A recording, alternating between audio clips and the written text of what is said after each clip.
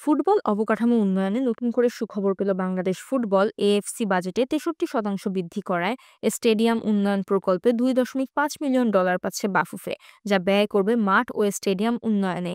এদিকে হামজার অন্তর্ভুক্তি ও র্যাঙ্কিংয়ের সুফল পাওয়ায় বাফুফেকে প্রশংসায় ভাসাচ্ছেন বিদেশি ফেডারেশনের কর্মকর্তারা। গত শনিবার 12 এপ্রিল মালয়েশিয়ার কুয়ালালামপুরে বসে 35তম এএফসি কংগ্রেস, যেখানে অংশ নেয় বাংলাদেশ ফুটবল ফেডারেশনও।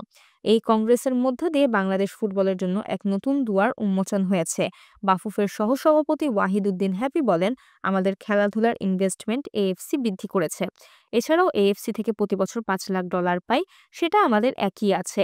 পাশাপাশি আমাদের স্টেডিয়ামগুলো উন্নয়নের জন্য $2.5 মিলিয়ন আমাদের দিচ্ছে। এদিকে ফিফা ফরওয়ার্ড প্রোগ্রামের অর্থ এখনও খরচ করতে পারেনি বাফুফে। গত বছরের ডিসেম্বরের কক্সবাজারে বাফুফে ট্রেনিং সেন্টার স্থাপনের কাজ শুরু করার কথা ছিল ফেডারেশনের।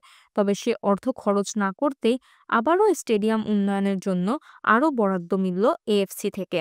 পরবর্তী কার্যনির্বাহী সভায় এই বিষয়ে থাকবে আলোচনায়। এদিকে হামজা চৌধুরীর লাল সবুজ জার্সি গায়ে জড়ানোর পর বাংলাদেশ ফুটবল নিয়ে আগ্রহ বাড়ছে সবার। ভারতের বিপক্ষে ম্যাচের পর র্যাঙ্কিংয়েও এগিয়েছে বাংলাদেশ।